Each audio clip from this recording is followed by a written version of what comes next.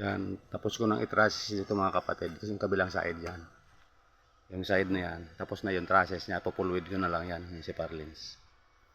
Dito na naman ako. Ito. Kasi grahe itong dito banda. Ito. Ayan, papunta doon. Grahe ito. Eh, nakapaglagay na ako dun sa dulo ng trusses yan. Ang problema ko, naubos yung tubular ko. Eh, nag-order pa ako. Baka bukas pa ito matuloy. Mamaya magpupulwid na lang ako doon sa likod yung tinatrasis ko. Ito mayroon na.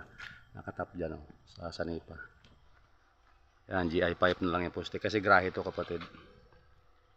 Yan, GI pipe. Pero binuhusan ko sa ilalim yan. May pundasyon yan. Mahaba ito. Bale, dalawang dugtong ng bakal. 20 feet.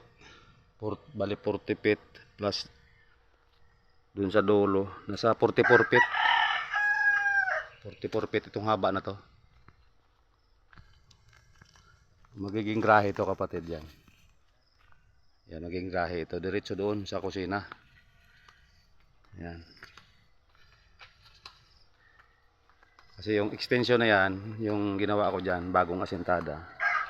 Yung trusses ko, kusina yan. Pinaplastering nga na sa loob.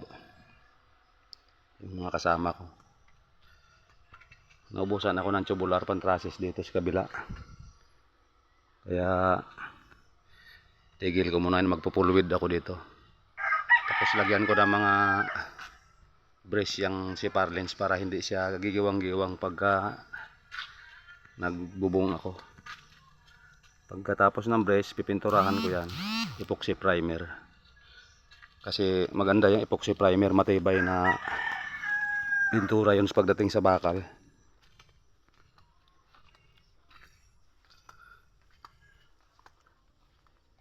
Ito naman, pinaplasteringan ito. Pinabutasan ko tong lagayan ng exhaust fan. Pinaplasteringan na kahapon ito. Ngayon naman, tuloy. Yan, yung butas na yan kapatid, exhaust fan ang ilagay dyan kasi lutuan dito banda. Gagawa ako dito ng lababo, lutuan. Yan. Dyan, hugasan yan, hugasan. Tapos dito rep. Paglampas dyan sa decorated CR na yan. So, yan na, okay na, nakatrasis na. Pagkatapos itong pipinisin, magpo-flooring na ako.